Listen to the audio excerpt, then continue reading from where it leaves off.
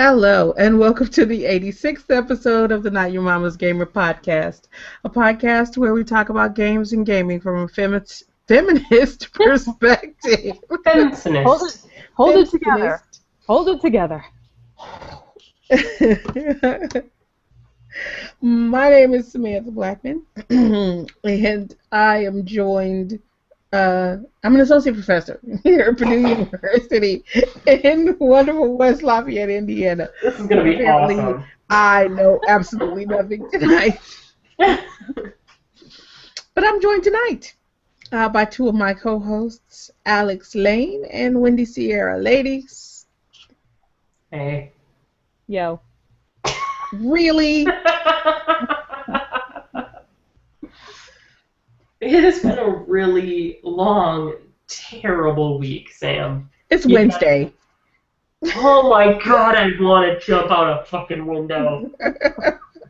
It's not just Wednesday. It's Wednesday. Oh. We're a third of the way through the semester.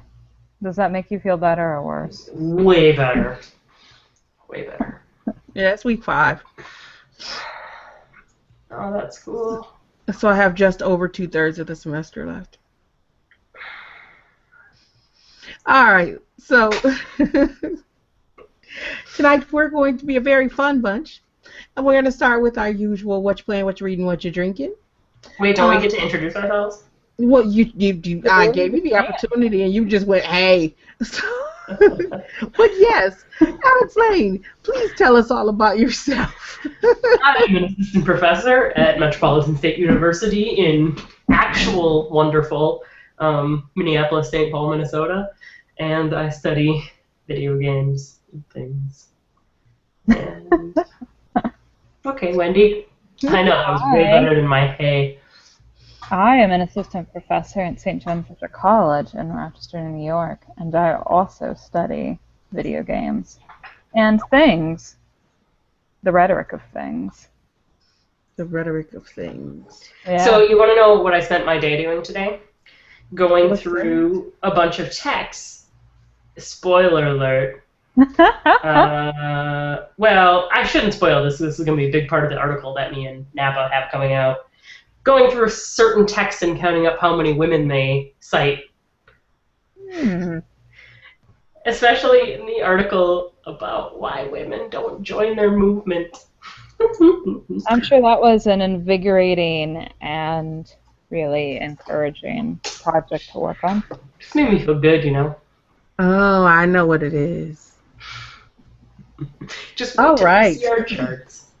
Yeah, lovely. So, now we'll get started with what you're playing, what you're reading, what you're drinking. Let's start with what you're playing. What are you guys playing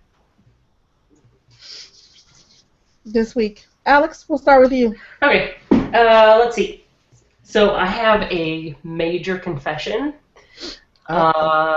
Last night I was very bored, and I resubscribed to... Don't say it. Don't say it. Wow! Is it because I keep telling you how I'm playing again? I feel like you maybe... Can I take a little bit? Like a nudge? Yeah, you like planted the seed. Yeah. That grew. And then last night I was like, I just want to battle the fuck out of some battle pets. Yeah. Oh, no. I need your battle net. Oh, yeah. Really? Oh, Alex Lane, really? It's been pretty fun. Yeah, I'm deeply saddened. You shouldn't be. So I've been playing a lot. That's only like the last yesterday and today. But I like it. It's calming, and you can battle pet. And I like my pets. I forgot. I have like 20 level 25 blues. Whew. And I'm missing a level 25 dragon and a level 25 undead, and they're both like level 20 right now, so I'm working on leveling them. So I'm enjoying it. The other game I'm playing, which I forgot the name of, but I wrote it down, Defense Grid 2, which I'm going to talk about for my indie game of the week, and that has sucked up almost every free minute that I've had this entire week because I'm so obsessed with it. So Nice. yeah, and the normal stuff that I'm playing every week. But those are the two interesting things. Okay. What about you, Wendy? What you playing? I had a little bit of Bioshock this past week Which because Bioshock?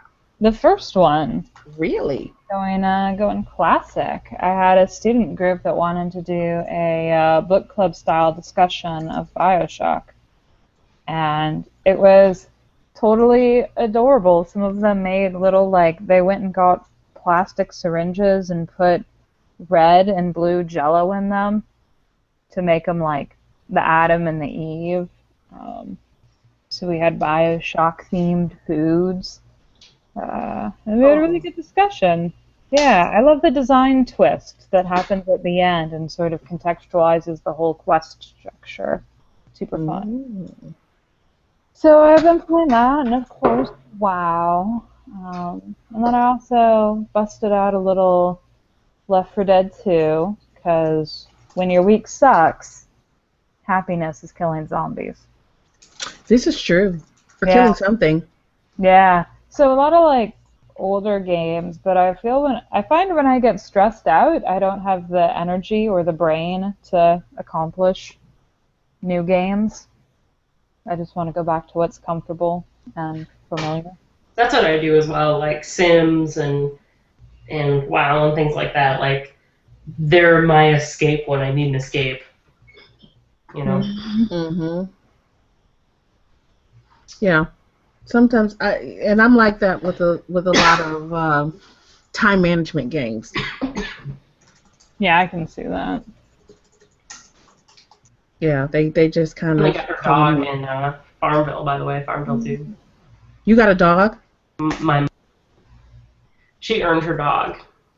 She earned her dog, or she got because the top 3 places in that last tournament that they had got dogs, and she got second place. See, that's just wrong. But you know what? How is that wrong? Okay, well, no, it's not wrong. Listen. Don't you be talking about my mom. No, that's not why it's wrong. Listen, it's wrong because that update that they pushed like 2 days into that last challenge that they did broke the game for me on my Android device, and it wouldn't. No, that stinks. It would crash every time I tried to start it. Yeah, that sucks. So I missed my dog again. Well, my mama got it. And I'm not buying a dog. And I had not played it at all since like 2 days after that last thing started. Yeah. And then my phone is set to automatically update apps, so I guess it had updated, and I hit it by mistake the other day, and it opened up. And I was like, oh, really? Okay. Screw you and the horse you rode in on. Not the dog you rode in on, though. No, not the dog, no. So obviously the answer to what you've been playing, Sam, is not Farmville. No, it's not Farmville. But did you finish it, Wendy? Yep. Okay, because what I'm playing is not Farmville, but I am playing on my Android device Tiny Towers Vegas. Tiny Towers Vegas. I feel like I need to look that up. Which is very different from the original Tiny Towers. Remember, there was Tiny Towers. I don't remember. And then there was Tiny Death Star, where they were all time management, right? Build levels and keep them stocked, and so on and so forth. And then Tiny Towers Vegas just came out, and I was like, well, I'm not gonna play Tiny Towers Vegas because I played Tiny Towers and I played a little bit of Tiny Death Star, and just a little bit, because I was like, Tiny Death Star is just Tiny Towers on the Death Star, so really no need to play it. And then I heard that Tiny Tower Vegas was different because on the casino levels, you can actually play casino mini games. I like that. So I installed it. I spent a lot of time at the casino on this last week. Well, see, you can play Tiny Tower Vegas. You and I can be friends, and you can play casino mini games. There's poker. So far, I've got a poker. Do you win actual money? No. No, thank So, you. so far, I have slots and poker. And you can't choose. Like the other ones, you could choose which floor you want to build next. Like if you want to build a hotel or a restaurant or retail or a casino or whatever. No, now it just chooses for you. So, eh. That. I am also playing Sims 4 because I broke down and bought that this week. And I immediately made a me sim. Like I made a sim that was like completely me in terms of like personality traits and other characteristics and interests. And you know what the weird thing is that sometimes I just like turn it on and leave it on and like let free will take over, and she does exactly what I would do. Yeah. Kind of freaky. Yeah, it's a little weird. Yeah, it's kind of freaky, but it's funny to watch. Because I'm like, yeah, so here's what you need to do. So we need to eat, and you need to do this, and you need to do that. And you need to clean, and so what are you going to do? And I'm watching her, and she'll go to the refrigerator and grab like a bowl of cereal and sit down and play video games. And I'm like, yes, score. That is exactly what you do. It's like an interesting exercise in like how self-aware you are. Yeah. And then every morning, like 5 minutes before she's supposed to be at work, she gets up from the computer, throws her clothes on, and runs out the door. Yeah. That's like me too. I'm like, well, I know it's really beneficial to be neat, but that's not realistic. Let's see. I can read fast. All right. I can keep computing now if I don't do makeup. Okay, I can keep computing now if I don't take a shower. Okay, I can keep going now. Yep.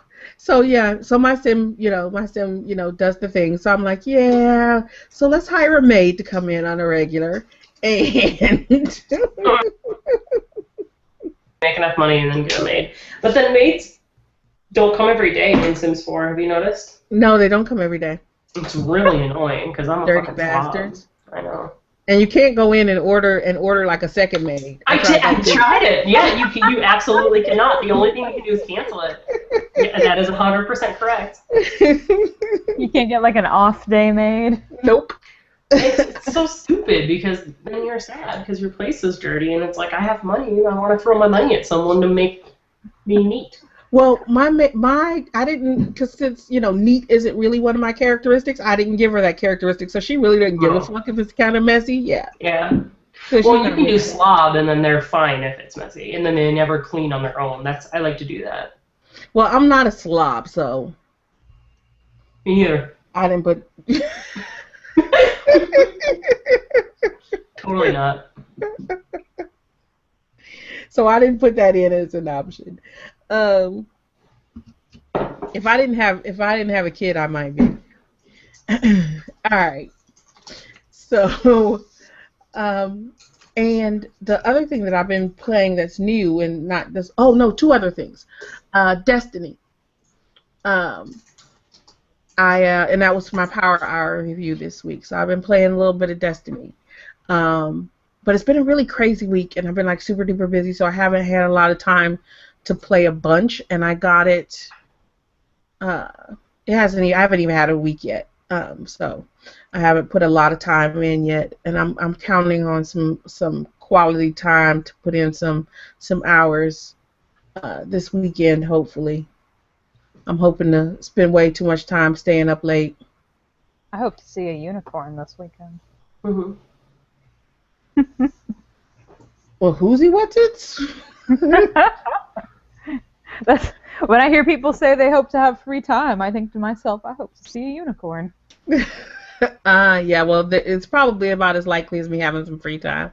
Yeah. But if I can stay up late, then I can play. So. That's why God made coffee. That's why God made coffee. But coffee doesn't keep me awake. But you know what? That really is not going to happen because I have a game night to go to on Saturday night. Yeah, so That's fun. that is fun. Unicorn. Like with non-school friends, that would be impressive. Yeah, with non-school friends. Ooh. I don't buy it. Look how fancy. Did you just say I don't buy it? So fancy. Yeah, with non-school friends, nah. So Knitting friends, then. We'll see how that goes. Let's see what else. Blah blah blah blah blah blah blah blah. Super Smash Bros. For the 3DS is the other thing that I've been playing this week. The demo, anyway. And I like it. Super convincing. I know. It is exactly what it is. It's a fighter, right? And it's kind of fun. It wasn't, I don't know, I wasn't as excited about it as I thought I was going to be. But then as you play it and you start to learn the moves and what each character can do, they only unlocked 5 characters in the demo. But you start to learn what each character can do and which characters to use against which other characters. It becomes more addictive. So I don't know about that one. I'll probably end up buying it, but I've had fun, and I think I'll have more fun when I start competing against other people. My physics teacher in high school had Smash Brothers Friday every Friday, and that's what you would do. You would play Smash Brothers. Well, see, you're gonna need to buy Smash Bros. Next week so we can play. No. Someone talked me into buying Destiny, so I'm gonna buy that tomorrow. For the Xbox One, right? Yeah. No, are you gonna buy it digitally and buy it for the 360, and then you also get a free copy for the Xbox One. Why would I buy it for the 360? I don't know, so you have it for both consoles. Fuck that. I don't need it for both consoles, do I? Who has it on the 360? Anybody? I have it on 360 and on the Xbox One because if you're gonna buy it, just buy it for the 360, and then you get it free. Yeah, but I could also just go into Target and spend like a minute getting the disc. Fine. But see, if you put it on your 360, you take your 360 to the office or something, then you can play at the office. My 360 is broken. I don't have a 360. Then don't buy it for the 360. Okay. Agree. It was a crazy download.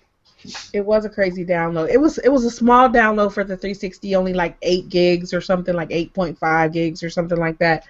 But it was easily twice that for the Xbox One. Mm-hmm. But 40 gigs. That's what was like before they released it. What? Before they released it, they were saying that it was going to be 40 gigs to download. I think that's for DLC.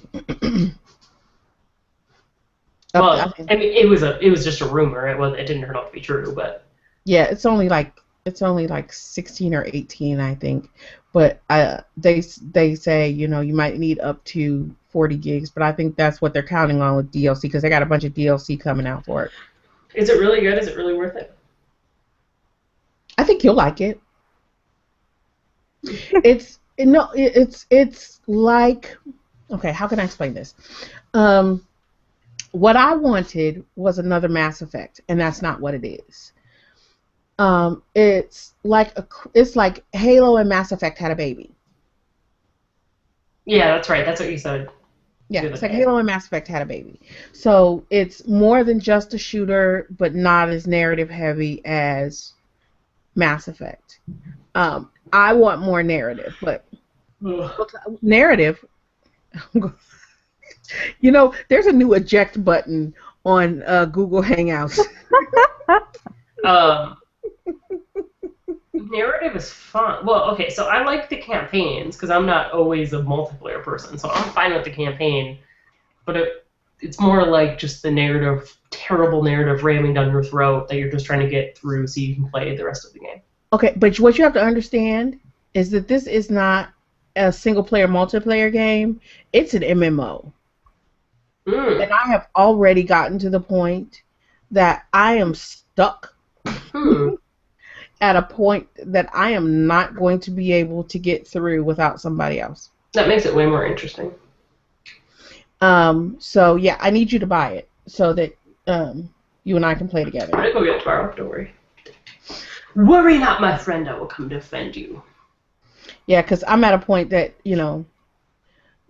there's no way. There's no way I'm getting through this. I've tried to get through this one, get through this one area like 20 times, and I keep getting killed. Like sometimes I'll get killed. I'm like, okay, I've cleared out everybody, and then just like, I'm like, I'm just gonna run for the door, and then all of a sudden, this motherfucker will jump from behind something and shoot the shit out of me, and I'm dead. So, and then because it's in an area that is controlled by quote unquote the darkness, it kicks you all the way back to the beginning. Mm. So you have to do it all over again. And I'm not happy about that. So yeah, I need somebody to help me at this point. I'm on it. What about Ricky? Ricky's playing it. Yeah, but Ricky and I are godly never playing at the same time. Because, I play late. Because I don't play until after P goes to bed. Even though I did let her watch me play through the tutorial.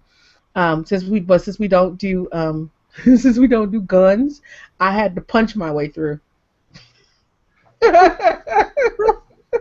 Sounds fun. You meleeed your way through the shooter MMO? I did, yeah. Sounds about right.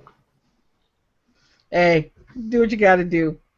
So she's like, I'm running through and she's screaming, punch him in the neck, punch him in the head, punch him in the nose. And I'm like, well, hell, if you're gonna be that violent, I might as well just pull out a gun and start shooting people. But I did not. Anyway, so yes, that is what I'm playing. And since I am already there, I'm going to jump in and tell you what I'm reading. Okay, so here's an odd thing. Somebody had posted on Facebook a while ago about the new book, Wolf in White Van, or something like that. Have you seen that? Mm-mm. No. Yes, Wolf in White Van is the name of the book. And it's by John Darnell. And so they have written how it's supposed to be like the greatest like game novel ever, blah blah blah blah blah. And I was like, yo, what about Ready Player One? But clearly it stuck with me enough to make me forget almost instantaneously that I had read about it. And the other day I picked up my Kindle and I'm like, what the hell is this on my Kindle? Wolf in White Van. And I was like, maybe I need to call them and say, because I thought maybe P had like hit the button and bought a book that I didn't. Yeah, because I leave one click on, right. But usually it's like stuck in the kids zone that she can only get out of if she puts the password in, which she can't do. And then but I picked it up and I started reading it and I'm like, this is pretty interesting. Maybe I'll keep it. And then like the very next day somebody mentioned the book again and I was like, that's where the damn book came from. I bought it. I was like, yeah. That's how much it stuck with me right when I first heard about it. But so I've read like the first couple chapters. It's actually pretty good. It's about a kid who is playing role-playing games via postal mail. And it seems to start at the end or middle and move back. I'm not quite sure yet because that's the way it's operating, and but yeah, I'm not gonna say much more because, like I said, I'm at the beginning of it, and it's kind of interesting and confusing. All you know is that there's some weirdness going on with some D&D type stuff, and this kid's disfigured. And it seems to, and I'm picking up. I'm like, so is he disfigured by something that he did while he was playing a D&D type game? that seems to be the suggestion thus far. But it's very well written. It's very interesting. And then one of our friends said on Facebook today that they were listening to the audiobook. And because the guy who wrote the book is a singer-songwriter of some band that I do not know, and I will probably catch all hell for that. But and so I don't know if it's his voice that's reading the audiobook or someone else's, but it's supposed to be great as an audiobook. So I'm thinking about picking up the audiobook because I like to listen to audiobooks as I fall asleep at night. So, yeah, that's all I'm reading. Well, other than intro to com theory stuff and post-humanism stuff, but we'll save that for another day. I'm not really reading anything games related. Well, I'm reading plenty of stuff, but nothing new or interesting to report. Yeah, all my reading is class related right now. I am teaching a game design class, so I'm going back through Zimmerman and Salen's Rules of Play. Mm-hmm. That's our big text. And am continually amused every time I hit something that I previously underlined, and I'm like, "You're right, Wendy. That is great. Rock on." It is worth underlining. So that's fun. I will say that after hearing so many positive reviews from you guys about Bad Feminist, I just got with our feminist caucus group here at Fisher, and we're gonna do a little reading group for that. Nice. So I haven't read it yet, but it's coming. I feel like I'm just starting up like a satellite campus now because I'm doing Extra Life after hearing about it from you guys, and now we're doing Bad Feminist after hearing about it from you guys. I don't know if you have any interest in a satellite campus in Rochester. You know what's funny is that we seem to be inspiring people all over the place because there's been a couple of people who have also started their own Soup Tuesdays after. So that's been fun. Tuesday. But my husband will tell you I would eat soup just about every meal if he would let me. I think that it's my favorite class of food. If we were in RPG, I would play soup. Soup Tuesday's fun. Mm-hmm. You are a night elf soup. Is that a soup that night elves make, or a soup made of night elves? You're the soup class. You tell me. I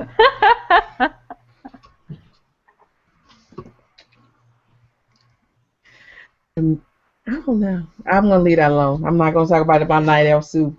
All right. What it may or may not be made of. Right. Yeah. Let's just let that one go. Let's just let that one float on by. So let's jump forward and ask what you're drinking. Wine. Coffee. Coffee?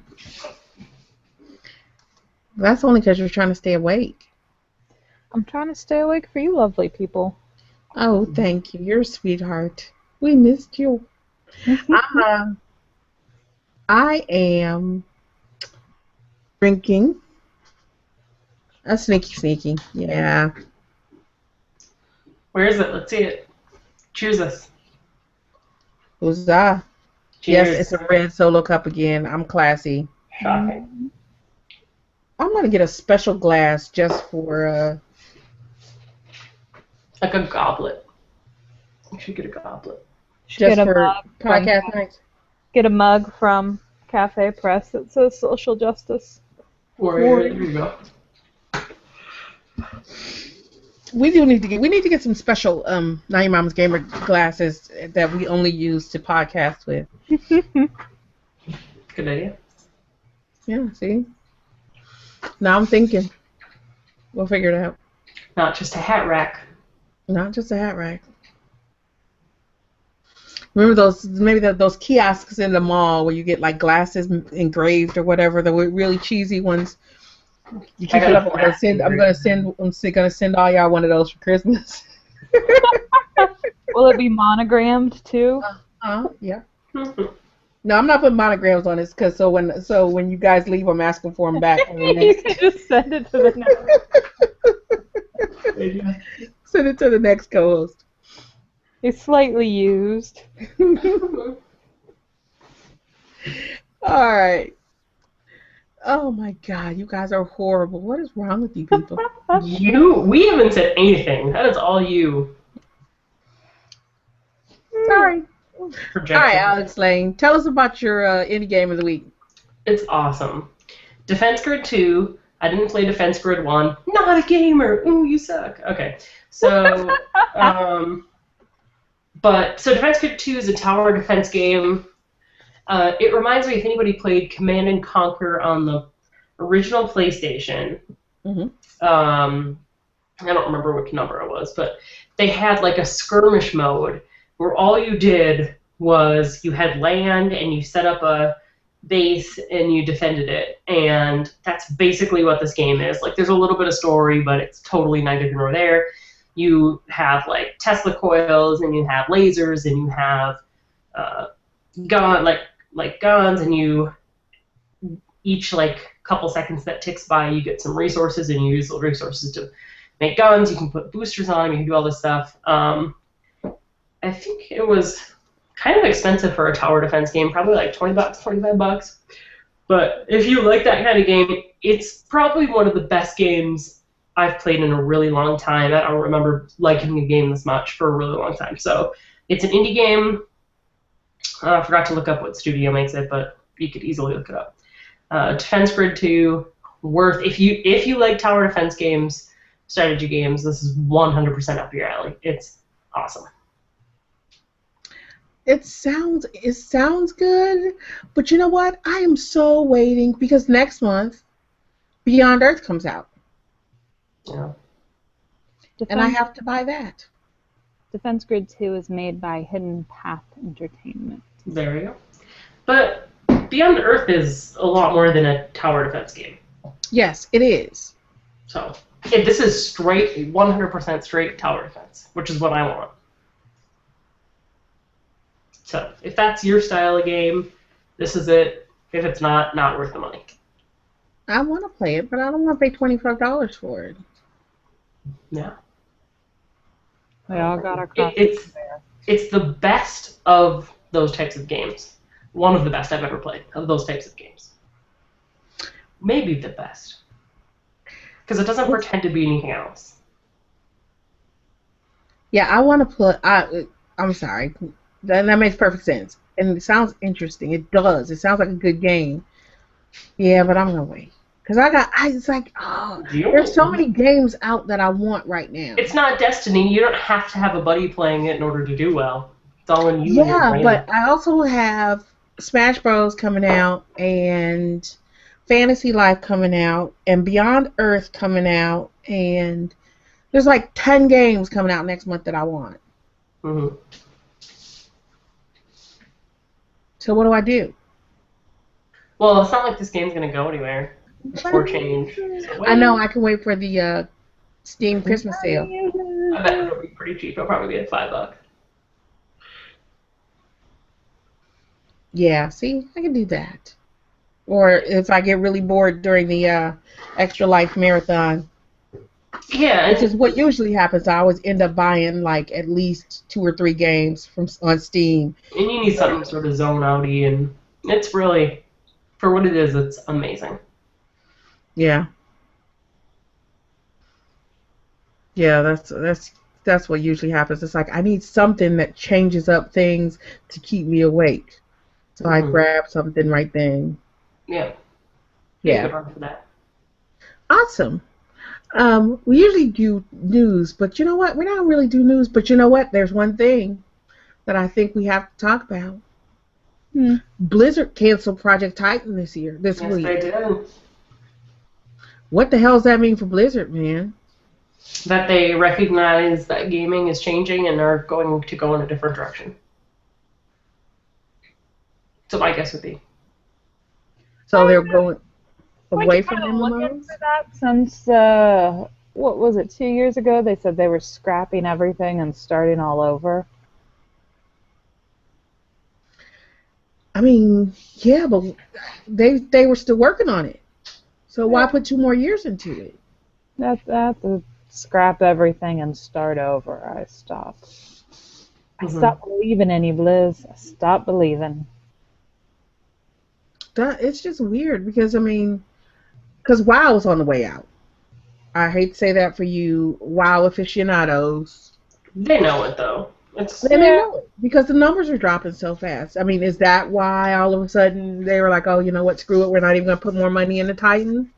Because I don't know if they were just thinking that Draenor was going to they are not turn stupid. things around. They're not going to think that a new expansion of all the old stuff. They're just trying to get as much money. That's why they've been accelerating the rate with which they come out with expansions. They're just trying to get as much money as possible before it dies. Maybe they'll leave it be and just keep the subscriptions and withdraw support for it. But, I mean, they're not stupid. They know it's failing. They're trying things like with Hearthstone. It's a totally different type of game for them. Yeah, so I thought it was surprisingly not surprising. Yeah. Yeah. I think it'll be interesting to see where they go next. Sort of feel like the MMO is really kind of sliding on its way out in general. Yeah. But then What does that sometimes say you for wonder- games like Destiny, though? I just wonder if that's like me and I'm getting old and I'm just not. My husband is sitting next to me nodding his head. He's like, yes, you're old. Yeah, yeah. Like if I'm just not interested in MMOs, but I don't know. I feel like they're on their way out. Yeah, but what, like I said, what does that say for games like Destiny, right? That Destiny's a new game. And they're counting, you know, they've said that they think that Destiny's going to last 10 years. I would like to see them have a console that lasts 10 years. Well, I think, but you know what? I don't think it has to because your character transfers cross-generational. Does it? I thought Yeah. that there was no cross-generation between. It is the character transfers cross-generational because I started playing on the 360 and then when I installed it on my Xbox One, my character was there. So the game isn't cross-gen, but because it's cloud, you get it's kind of like how Skylanders. Okay, yeah. So you can't play with people on the other ones, but you can access I'd imagine. character. Your character, yeah. You can't play cross-platform or cross-generational, but you can you with other people, but you can't play your own character. So if I want to play if I own both the 360 version and the Xbox One version, I can play, say, with Alex on Xbox One, and then if, like, my cousin is playing on the 360, I can log in on the 360 and play my same character with him on my 360. Mm-hmm.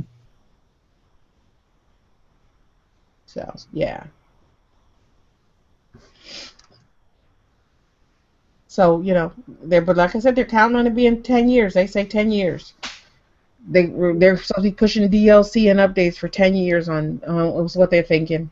We'll see. On Destiny. Yeah, we'll see, especially if, you know, there's narrative light as they are right now. That's the other thing. Oh, but did that get pushed back? Dragon Age Inquisition, did that get pushed to November? No idea. How do you not know this? How do you not know it? I do. Because you're looking. Yeah, it got pushed to November. It was supposed to come out. I think, in October. It got pushed to November 18th. Nah. So yeah. So that would be a good segue though to talk about narrative, because that's what we're going to talk about this week. Yay! Is narrative. And Alex Lane is here to be the naysayer because she's not a real gamer. And Mm-hmm. kidding. It's two Real types. gamers press things besides X to further the dialogue. I'm just saying. Na na na na na na na. Press X to Jason, damn you. Press sex, Jason. That was amazing. I'm gonna listen to that after the podcast. I missed that. There you go. That was a narrative-heavy fucking game, and I like that game. Just the You games did. you usually like that are narrative-heavy really suck. Really? No. Oh yeah, Persona. Totalizing statements are the bomb. I liked Persona a lot. But I that's could like read a book. Why read a book when I can experience it? Not like I don't read, but anyway. So we're gonna talk about narrative this week, as you can tell. And Read we're gonna Maggie. fight. And we're gonna fight. A lot. I'm tired and punchy, so this is gonna get good. And I disagree with Sam, so it's gonna be amazing. At least she wants to. Um Popcorn.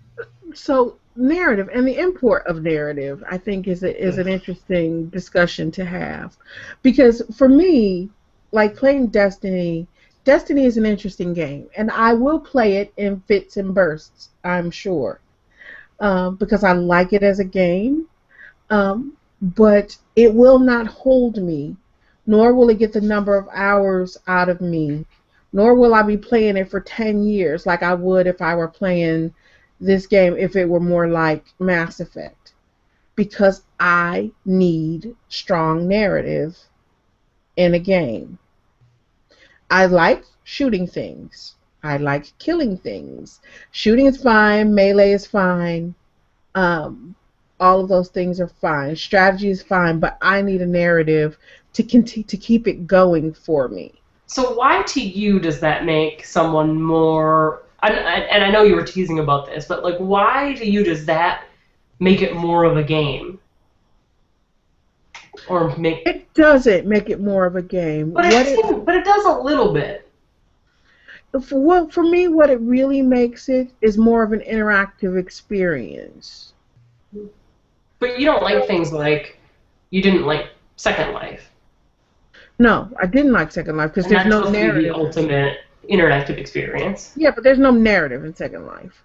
There's just a bunch of people in flying penises in Second Life. There's also this, I mean, there's not just interaction, there's immersion, engagement.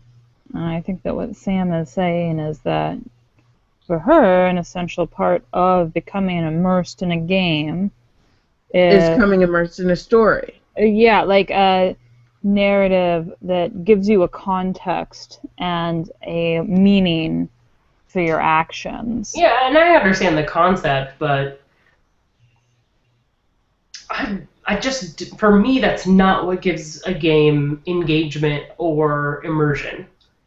Like, that's watching TV. But you don't like watching TV, right? I don't watch TV.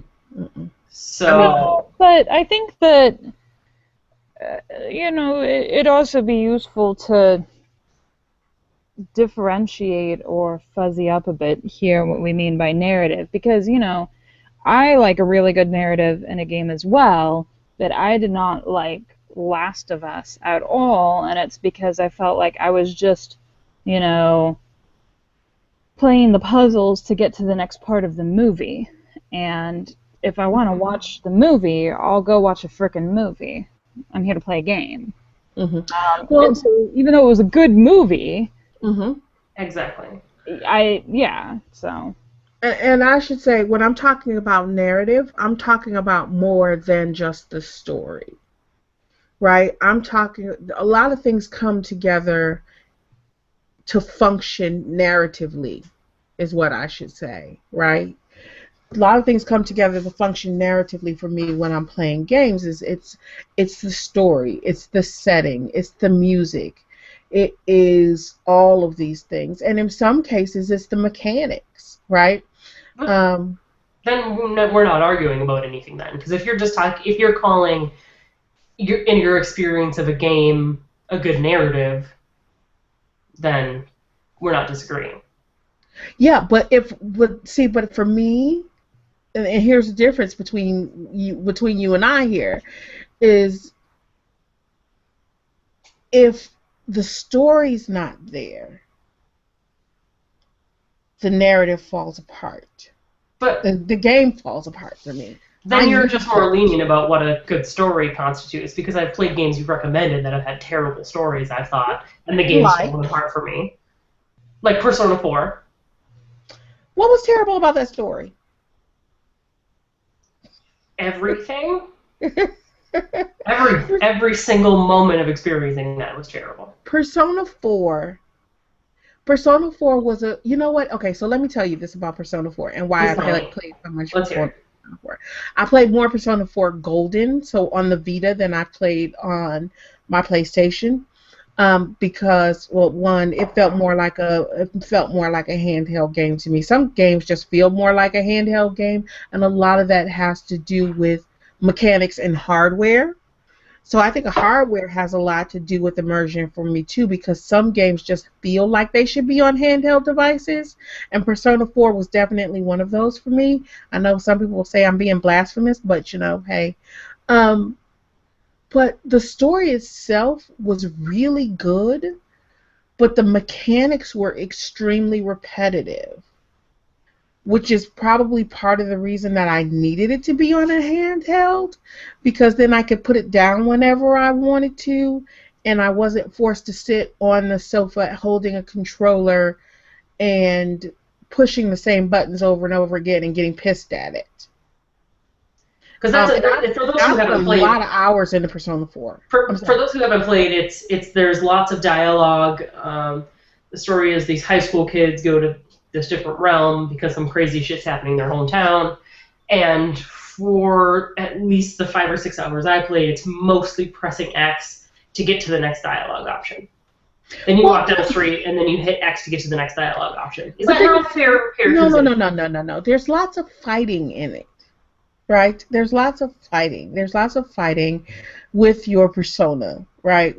So you have these different persona as different characters in the game, and your persona fight the evil characters in this alternate realm. Now, the fighting mechanics of the game itself were very repetitive, and I'm not going to hold you up and say that's not the case, but it was the advancement of the narrative that kept me playing through that, because I wanted to see what was next. See, I feel like you're calling narrative engagement, and like you can't possibly argue with that, because it's like, no, but you said mechanics are part of narrative, so therefore I said mechanics can be. Okay, so mechanics can be part of narrative, so that's part of immersion, and you keep talking about immersion. It doesn't sound to me, immersion in storyline, that doesn't sound like narrative to me. Well, so I kind of want to pull on, like, not to cite things at 10:30 in the podcast, but pull on Jenkins here a little bit. He talks about this idea that I always think is really useful in how I think about narrative, because I really like horror games. Mm-hmm. Right? And Jenkins has this idea of evocative space, and he talks about how, in an area like the Pirates of the Caribbean area of Disney World, there may not be an explicit start-to-finish story, but it's a narrative space because everything in that area is meant to evoke the idea of pirates, from the sounds to the type of stone that they use. Exactly. It's part of the story. Right. It's part of the narrative. And so, like, in, for example, Silent Hill 2, that, like, really, that fog that is, to a certain extent, a mechanic that covers up the graphical inabilities of the systems at the time, is also a narrative event, narrative moment, because it creates this sort of creepy, weird town where you're constantly on alert because you can't see very far ahead of you, and it's creating that atmosphere that's essential to that game. So in that case, the fog has a narrative element. It also has a mechanical element. Yes, that's exactly what I mean, right? It's like when I say mechanics can be a part of the narrative, I'm not saying all mechanics, right? But I'm talking very specific kinds of narrative. Like if we think back and look back at games like Brothers, right? The mechanics in that game, because because the mechanics become or help or they build, right, that sense of immersion, right? They aid that sense of immersion because of the way that you must operate the controller in order to operate the characters on the screen. That is a narrative. That is when mechanics are narrative, Then right? I'm not disagreeing with you at all. Then narrative to me in a story is hitting buttons to get to the next dialogue screen. No, but see, that's not narrative. So if that's not narrative, then we're on the same page. Yeah, no, that's not narrative. See, like I said, the mechanics in Brothers, or even if we start thinking about the way QuickTime events operate, where you have to like physically like shift your controller in order to move in a certain direction, where it asks you to move your body in a way that your character will also move, right? Aids in that sense of immersion. It also, in that case, for me, is a part of the narrative. To me, that just sounds like the game. So we're talking about all the elements of the game coming together for your experience. No, And Well, I'm 100% on board. You're talking about like moving your body and the buttons you press and some mechanic elements. Like I'm 100% on board with that. Is what makes a good game. But what I would say is, like, when a game is well designed, then your mechanics and your narrative are seamless. They're both That's the ludology narratology debate that's been solved forever, right? Like it's both, for sure. Like they're working in concert with each other, and they're both enhancing each other. For sure. Last of Us, I think, even though people really, really praised it for having a story that they found compelling, for me, completely falls apart. It was mechanically broken. Right, and there are times when they used cutscenes to violate the player's agency or to get around things that, were it not a cutscene, you could have prevented or altered. Mm-hmm. And so for me, that would be an example of like something that's negative. There, the narrative is sort of impinging or overwhelming, and the mechanics that you have don't support that narrative. Mm-hmm. Mm-hmm. So. Yeah, I mean, and I understand that, people loved The Last of Us. I don't understand it. I apologize.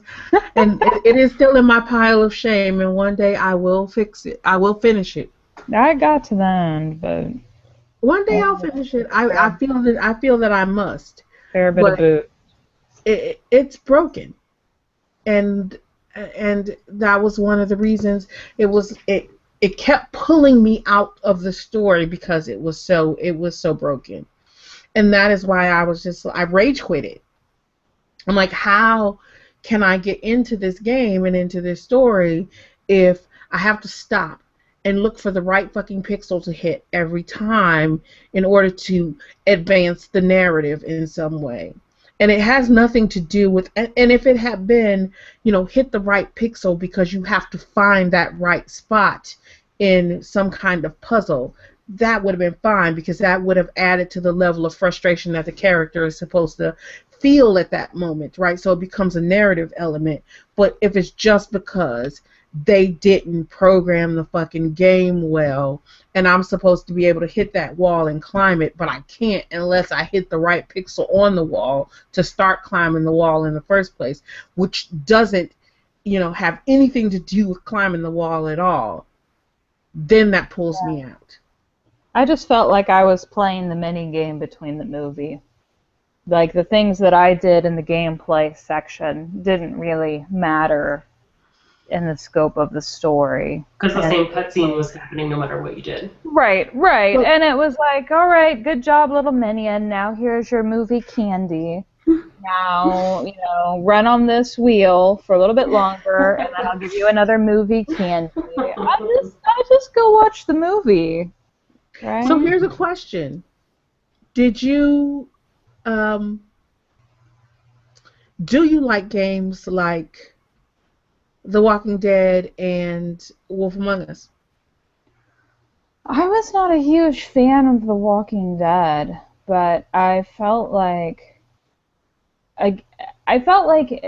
there were times when the impact of my choices weren't clear in ways that I felt they should have been clear, and there were times when things that I felt should have been a choice weren't a choice. Mm-hmm. So the way agency was incorporated was really uneven for me, and I didn't even finish it because I got frustrated, and I was like, yeah, I'm not doing this. I'm out. I wikied the ending of it, and I was like, yeah, whatevs. But what about the mechanics of the game? Did it feel? I mean, because a lot of people have made that same argument about the Telltale games, or make that same argument about the Telltale games, is that they feel that the quick time events are just push A, push B, push the blah, push the trigger. I'm like, what am I doing? Yeah, and then wait for the next cutscene. Well, I actually liked Heavy Rain, Mm-hmm. which used QuickTime events. But I guess, like, in Heavy Rain, I don't know. Heavy Rain was an amazing game. Yeah, I felt like the choices were more authentic, and I felt like when I made decisions, I knew the decision that I was making, and the repercussions of that, even if they weren't necessarily the ones that I originally anticipated, made sense in the context of the decision that I made. Mm-hmm. And I didn't feel that way in Walking Dead.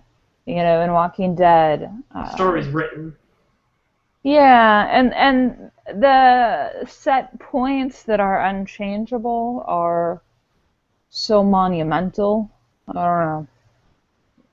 I mean, I guess you could argue the same with Heavy Rain, right? It is the same, but because they marketed it as a game that this is the first game you truly have choice, so when you're sort of navigating through it, you really do feel like you have agency, and you can fail, right? Well, yeah, I failed a couple things. And die, but in the end, it's always the same. Well, and I guess one of the things so I'm teaching a game design course this semester, and one of the things that I've told my students is, you're always operating in a closed system when you play a video game. It's a rule-bound system, and it has to be. When a game is really well designed, you should feel like you have agency, even when you're following a pretty well-defined path, right? Mm-hmm.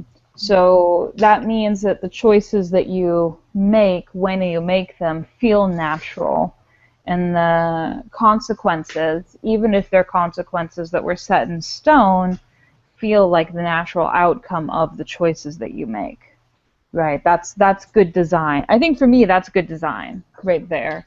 And I felt that way in Heavy Rain. I did not feel that way in Walking Dead. Mm-hmm. Okay. But I'm still gonna give their fucking Tales from Borderland a shot because, man, and Game of Thrones. Man, and Game of Thrones, gotta give that one a try too. Love me some Borderlands, love me some Game of Thrones. So I'm gonna give them another chance to bring it back around. I'm hoping that the Telltale Game of Thrones, Borderlands game inspires me to actually play Borderlands 2. Well, which I own, but I have not played. Well, you should play it with me. We can play with Doug. Sometimes Doug, Iman, and I play Borderlands together. Very, very fun. We'll see. I'll call him out. He plays Borderlands late at night. Yeah, but no, see, I don't want to play with anyone yet because I don't play it, and I hate to be bad at a game in front of people that might talk about me. Yeah, but people could. So Borderlands, you're just playing like the same sort of 20, 30 missions over and over and over. So you can have people like run you through to get you some good gear and stuff. Well, my style in a shooter is spray and pray. So trust me, I'm not going to judge. And I'm old now. My reflexes are slow. Spray and pray. So I don't want to be embarrassed. But so okay, I want to go back to narrative for a second. Narrative. So narrative, because you were talking about a well-designed game will let your choices influence the outcome of the game, right? Well, or will at least let you think that your choices have influenced the outcome. Right. So what about? Okay, so like I said, Mass Effect, the Mass Effect series has been one of my favorite RPG slash shooters in a very, very, very long time. Um, and it was like, for me, it was like one of the games that had the perfect blend of shooter and narrative. Which is why, I have very high standards when it comes to games that say we're not just a shooter, but we are also. Like Destiny says, we're not just a shooter, we're an MMO. Okay, so MMOs have heavy narrative arcs to me, right? Because there is lore that these MMOs are based on, and that comes from me from years of playing WoW, which I refuse to ever pick up again. But I played WoW for years, right? So And you want to talk about hitting X through the story, though. That's like the definition of WoW. Yeah, whatever. Just give me a damn quest. What I do I don't gotta? do that. And Alex will tell you this. This is why she and I always had so much trouble playing together when we played together. Because she hits X through everything, and I read everything. So it's like each time you pick up a quest, it's 10 minutes. And she wants to finish each quest before you pick up a new one. Yeah. It's the craziest style to play. But if it gives you enjoyment, legit. That's also kind of like, if you don't play a lot of MMOs, but maybe you play a lot of single-player RPGs, that's a totally acceptable play style. And a single-player RPG, right? That's how you might play. No, but I mean, it's not like I was an MMO. It's not like I was an MMO noob. I mean, I've been playing MMOs since fucking Ultima Online and EverQuest. So I mean, it's not like MMOs were new to me. It's just that has always been the way that I play. Is I want the story. I mean, and even when I play like RPGs, like even single player RPGs, yeah, I'm the one who goes through the library and reads all the books to get the lore. Oh man. So you need to know why you're going to kill those 10 rats that time. And why you're going to kill those 10 rats the next time. Yes, Alex Lane, I need to know why I'm killing rats. Thank you very much. Not always, but there may be. Always. No, not always. But then, okay, so think about it though, seriously. Remember the last, what was it, the last WoW expansion that you taught me into playing? Pandaria? No, it was the Goblins. Yeah.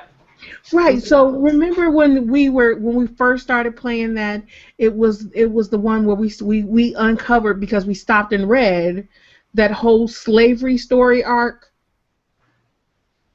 She's like, no, I don't remember that. No, I absolutely, but they were chained to the wall and you were hitting them with a pain stick. It wasn't exactly hidden in the narrative. Yeah, but it was.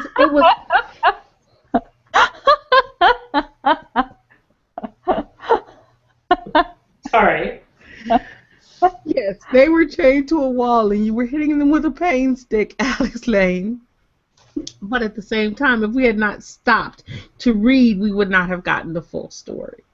No, I don't know about that, but all you would have known was there were people chained to a wall and they were getting hit with a pain stick. Yeah, but I'm not 5. I understand the concept. Like, these guys are chained to a wall mining for me.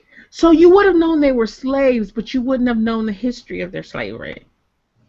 Well, you didn't get. I don't remember getting the history, maybe because I didn't read it. But I don't remember the history of their slavery either. I get your point. You get more depth if you read the quest text. It's about depth, and that's what I want. So it makes me a very slow player in games like that. Yes. I thought you fell asleep a lot. Yeah, you would swear I was. I'm like, no, I'm reading the fucking quest text. But that is what I like about those games, is to know the full story, right? And it's the same thing when I play like any of the Morrowind games or any of the Dragon Age games, is that to take the time and read the full story. It helps me understand why what's going on in the game is going on. Yeah, you're not buying it. Look, I completely understand that that's what gives you pleasure out of a game, and it's not what gives me pleasure out of it. And one's not wrong, one's not right, I don't think. Maybe I'm more You're right than wrong. you. But Yeah, you're definitely wrong. it's... But and no. I agree on your main point where it's experience and it's immersion and it's story and mechanics and this huge... It's your experience of the game, like, is what makes it good or bad. I think we just get that experience not from totally different elements, but from slightly different elements. I don't know. I mean, because I enjoy running gun games as much as the next person, but they don't hold me as long. You know, like I said, like with Destiny, it's why, I can play an hour here and an hour there and be perfectly happy. If Destiny was Mass Effect, I'd be putting in 3-4 hours a night. Because I'd get story. Yeah. But can't we just say we experience games differently? And No. Be happy? No? Nope. We all have to have the same experience. Yep, always. If we don't have the same Fuck you experience, guys, then you're wrong. Yeah. Indeed. Absolutely. And that's why Call of Duty is not a game. There's so many people you rail against for calling the games you like not a game. That's like the second time today that you've called games other people like not games, Samantha. But I'm kidding. I know it's different when I do it. I'm right, they're wrong. You use your power to judge other people. Go ahead. Do it. I will, on a regular. Sneaky. Times 2.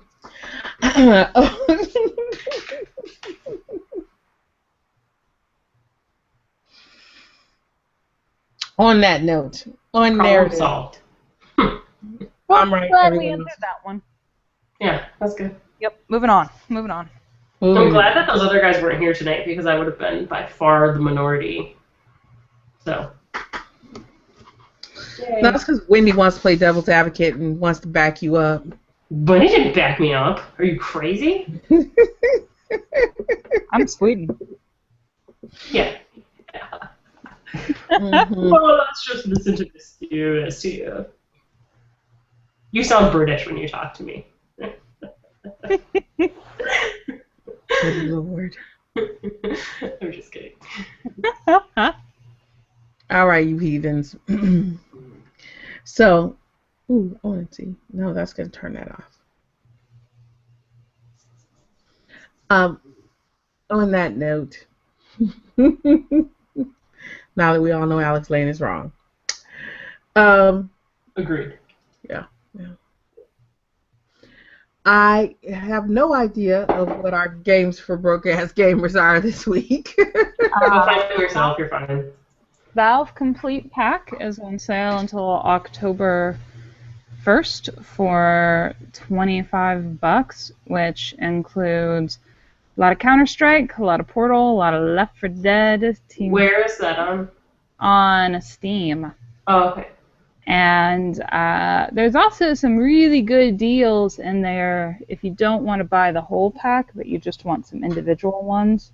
Mm-hmm. Portal, I know it's old, it's still freaking awesome. God, Portal's amazing. $250. You know what really got me with Portal is the story. Sorry. Fuck you, Alex Lane. Portal is $250 and Portal 2 is $5. Cool. Oh, you know what? And I made a note of this to make note to go back and buy it myself. The Humble Bundle this week. Thomas Was Alone is on it? Yeah, the Humble Bundle is the PC and Android 11. So it's like Thomas Was Alone, Bridge Constructor, who cares? Cube Man's 1 and 2. But it's got the Blackwell 1, 2, and 3. Didn't you like the Blackwell games because you did them for one of your indie games, Alex? I absolutely like the Blackwell games. You're right. Yeah. So it you know what I liked about them? The story. But for real, I really did. So it comes with Thomas Lives Alone, Bridge Constructor, Q-Man, and Q-Man 2 kind of flat. But if you pay above the average, which is currently $6.27, you get Blackwell 1, 2, and 3, and you also get Small World 2, plus the DLC, the board game, the Seven Wonders board game, Small World. That's And pretty then, sweet. yeah. See, and if you pay more than $11, you also get Surgeon Simulator and Anomaly Defenders, which I don't know what either. And who doesn't want Surgeon Simulator? Me. Obviously. It's Me. sort of like WAP, but with surgery. So, picture that.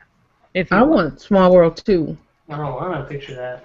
See, that's the thing is that I should probably actually find out how much Small World 2 is, because the only thing I want is Small World 2, because I already own everything else in there that I want, which was Thomas Lives Alone, and that's it. And I'm like 1 or 2 of the Blackwell games. In that case, you should just get it and send me Thomas was Alone.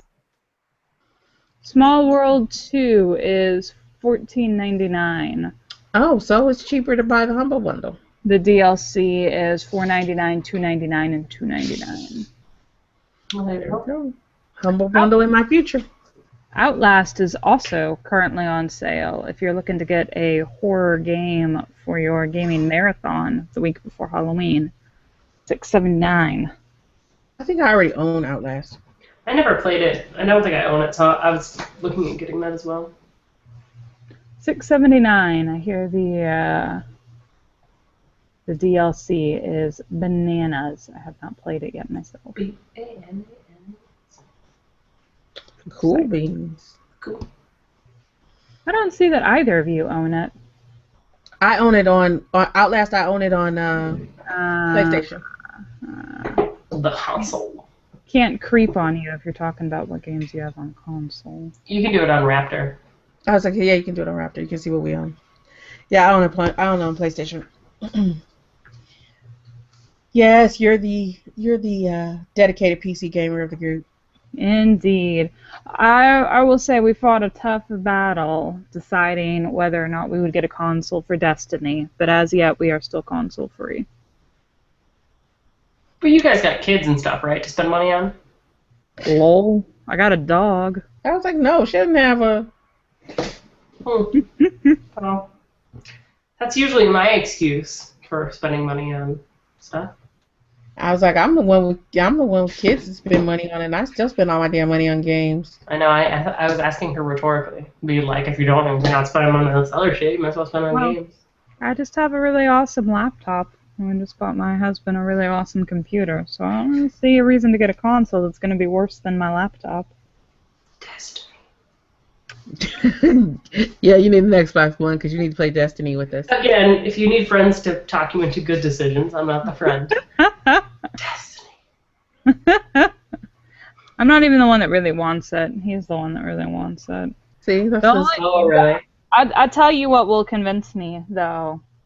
If that Silent Hill game turns out to actually be awesome, that would get me to get a console. That would do it. Here's what, well, tell this to your husband. Here's what this is how you convince your partner when they don't want to do something that you do. Why would I tell him this? So you start with something that the other person vehemently doesn't want, like without a doubt is not up for discussion. So for example, when I want a new puppy, I tell I was Mike, gonna say she's gonna tell a puppy story. I say, I want to have a baby. And he's like, what? No. And I was like, well, then a puppy. Because then you compromise and get what you wanted all along. What? Yeah. I was thinking about getting pizza for dinner. Oh, I really don't want pizza.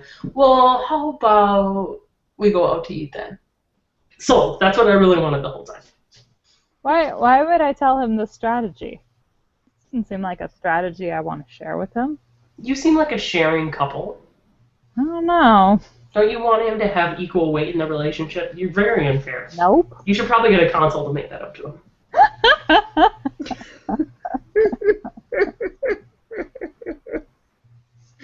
Jeez, oh Pete. Do not listen to Alex Lane ever. Her rationale rarely makes sense. But I always get what I want. And you can too. It's gonna be the name of my book. I'm gonna get tenure based on that. Oh, okay. Let's go for that one. I'll work on it. Jeez. You guys All right. on Well, that? you know what? You trained me in rhetoric, Sam. It's kind of your fault. Sorry. I know. Well, we have an email, so let's go through our one email this week. And before we say goodbye, you almost made me forget talking your madness, Alex Lane. That's what I do. And our email is from Leslie. And Leslie's email says, I'm a recently out trans woman. I have been utterly appalled by the behavior of the gaming community. Even if it is a few bad apples, it doesn't matter because there are enough to do a tremendous amount of damage. I've been listening to your podcast since the beginning. I once teased you about using the word interesting too often, for instance. Yeah, I think the joke was something about making it a drinking game. We remember that. And I very fondly remember that. I very much appreciate having this queer-friendly and feminist perspective out there along with others. As someone who has also had a cadre of dude bro stalkers, some who have tried to out me to my employer or send abusive messages to my family, I can relate to someone like Anita or Zoe who have gotten what I got times a billion. Now, I've heard people note some ethical lapses on Anita's part, but the response has so eclipsed whatever real or perceived wrong, it's really frustrating that you can't point out the harassment without someone bringing up some petty minor thing one of them did. And as a side note, Leslie also added what I've been drinking, Pabst Blue Ribbon, what I've been playing, The Sims 4, and Minecraft. I was with you until you said Minecraft, Leslie. I was with you until you said Minecraft. Thanks for sending me an email, Leslie. And you know what? You are spot on.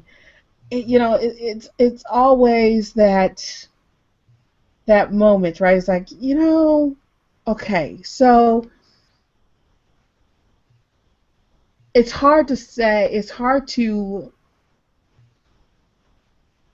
The way that I put it, I think when we talked about it last time, is that I recognize that I am not Anita Sarkeesian's audience, and that is the way that I kind of frame it for myself. It's hard to say. Okay, now let's focus on what is a real or perceived wrong, when she's going through so much other shit, and people don't understand that, right? It's like, and I say it all the time, it's like, interestingly enough, Feminist Frequency probably wouldn't have gotten the amount of funding that it did through Kickstarter if the Dude Bros hadn't started their shit. Mm-hmm. Right? Because people donated to show their support. And that is what, it's like totally astounding to me. It's like you hurt your own argument by being an asshole. Or maybe that's just me who thinks that, that kind of is the way that this operates, right? Because there's lots of interesting stuff to be said. Anita Sarkeesian has said some interesting things. And has also said some things that a lot of feminists don't necessarily agree with, or some feminists. I won't say a lot, but it's hard to get those people on your side in any way, shape, or form when rather than making any real and logical argument against what she's saying, you're just like, yeah, and I'm going to rape you and stuff your body in stuff your dead body in a garbage bag, right? Or am I just crazy? Well, did you see the posts that were going on behind the Zoe Quinn stuff about how to respond to the situation to get taken seriously? They were like, stop using the word cunt, stop threatening them. We want our perspective to be widely accepted without them knowing that were really so hateful. So they literally like her ex-boyfriend was counseling the people making the attacks against her to use different language so that people more accepted what they were saying. Which is interesting, right? Because that goes back to, you know, questions of ethics that I know a lot of people struggle with when they start thinking and talking about how to educate people in terms of rhetoric, right? And I will never forget, good Lord, it's been one of the kind of most interesting moments I had was with a first year teacher who struggled with whether or not she should be helping a student who had politics that she vehemently disagreed with make a stronger argument. And I said, well, that's what we're supposed to do. That's what we're here to do, is we're here to teach this. You teach the skills and not necessarily the application. You don't give him, say, okay, well, here's what you do. Instead of saying this word, use this word, right? Right. But you talk about how these things operate. And she goes, well, so technically I could be, helping to educate the next Hitler. And I said, yeah. You teach the things that we are supposed to teach, and how they apply it is totally and completely up to them. But you don't say, well, since I think you may use this against a body of people, I'm not going to teach you anything, right? I mean, it's a difficult thing, right? So in those cases, right, it does become a question of ethics. And then, well, I guess the ethics change if you're not the official educator, right? So, if it's just you online and you're like, well, do I help this person out and say, if you weren't such an asshole, people might listen to what you say, then that becomes a different question, because in that case, because you're not acting in the role of an educator, you can say, well, you know what, fuck you. Yeah, go ahead, say it twice. Use the word bitch, rape, and fuck every chance you get, right? Because that's gonna make your argument stronger. Repetition.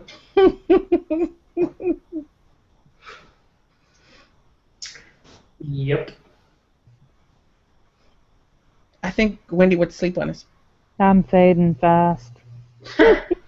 Coffee is wearing not working. No. On that note, Wendy needs to go to sleep. Leslie, thanks so much for sending us your email. We're glad to know you're still out there. Keep listening. Keep sending us the email. So, I was writing down the note. So, you can always contact us. You too can send us email. If you email us at nymgamer@gmail.com. Or you can follow us on Facebook, Now Your Mama's Gamer, or on Twitter at NYMGamer, or you can come to our wonderful, wonderful blog and see our daily pithy posts at nymgamer.com. We also have a Tumblr page, nymgamer.tumblr.com. And those might be all the ways that you can possibly contact us. At least I hope I'm not forgetting anything. Excuse me. So we take voicemail, email, video mail, whatever you want to send us, we are happy to take and respond to. So, blah, blah, blah, blah, blah. I think that's it for episode 86. In books. 14 away, people. 14 away. So until next time, stay warm, stay dry, and as always, my friends, game on. Game on.